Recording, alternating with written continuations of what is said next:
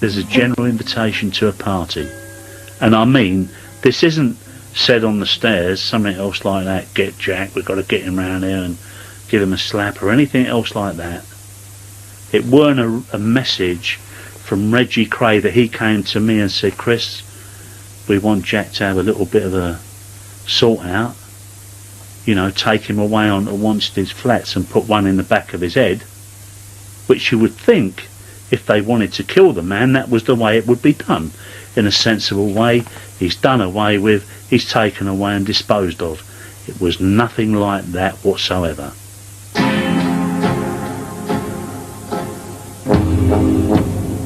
It was a crude trap for an old villain like McVitie. Hart, Tony Barry, the Lambrianos could all have warned him. Even when they failed to, he should have smelled something a little odd about this sudden invitation, but he was probably too drunk. Barry brought the gun and drove off looking scared before becoming even more involved. Young Ronnie Hart returned. Ronnie posted him as a lookout in an upstairs window facing the street. Just before midnight, Hart saw a beaten-up Ford Zodiac draw up. 5 men got out. The Lambrianos, 2 brothers by the name of Mills, and finally a man in a hat, McVitie. Hart gave the alarm. McVitie burst in, ready for a party. "Where's all the birds? All the booze?" he shouted. Ronnie Kray was waiting for him, watching from the sofa. Reggie was behind the door. "Where's the birds and the booze?" That's the first thing he said, and then he saw Ronnie. And Ronnie just looked up, and he went, "Hello, Ron." And Ronnie just walked over and hit him underneath the eye with a glass.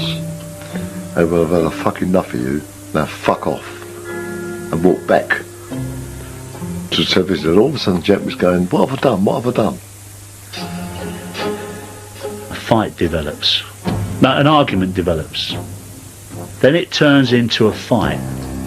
A gun is pulled out, starts clicking away, it doesn't work. And there's a bit of confusion. Now I'm convinced had Jack walked out of the room after Ronnie hit him with a glass, that would have been the end of it. But he didn't.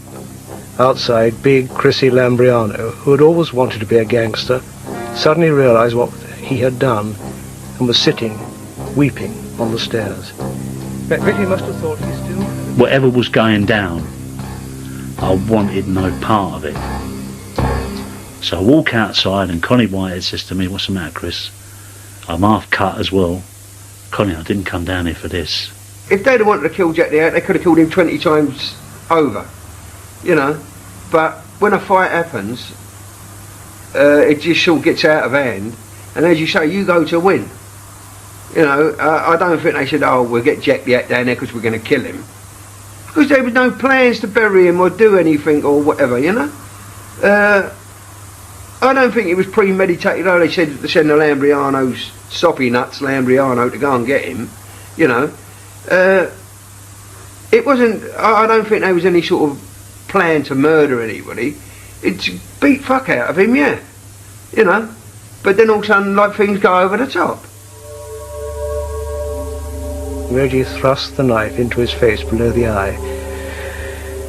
The butchering followed as McVitie sank to his knees. Reggie stabbed his stomach and his chest and finished by impaling him through the throat onto the floor. Reggie claims it was hard. They said to me, "Get rid of that.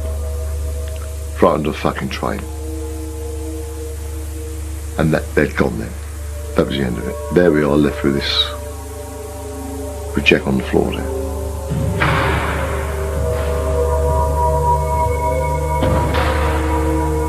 There's Jack the Hat laying in the middle of the floor. I'm looking at him. I can't believe he's dead. This thing is snowballing. Flat we're in is borrowed from a woman called Blonde Carol for this party.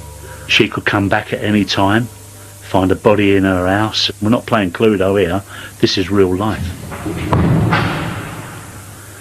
I go and get a bucket, plastic bucket, and a shovel, and there's all kind of livery stuff, congeal blood. Took it upstairs, go in the toilet, swill it away. Please God, don't let the children wake up, because if they come out they're going to find a body on the landing. Well, we got the body out and we try to put it in the boot, as you see in these films, and that didn't work, so we put the body on the back seat. Tony then gets in it, he drives away, we're following him. We go on to the Rotherhire tunnel. We go through it, but we lose Tony. The lights went against us, we didn't want to attract any attention by racing through. We get to the other side and we don't know where Tony is, so we're going round in circles looking for him. We finally see him standing on a corner. We pull in, pick him up. What have you done with it, Tony? As you come out of the tunnel, I'd done all right and there was a church there. And there'd been a wedding. Now all I want to do is get rid of it. That, as far as I was concerned, you can't drive about with that obviously, so it was just parked over by this church. I got out of the car and left it. I was picked up and we drove away. Here I am, gone out for a night's drinking, in wind up involving the murder and disposing of someone's body. People say to me, I've never done that, I couldn't have done that. But we're as guilty as anyone.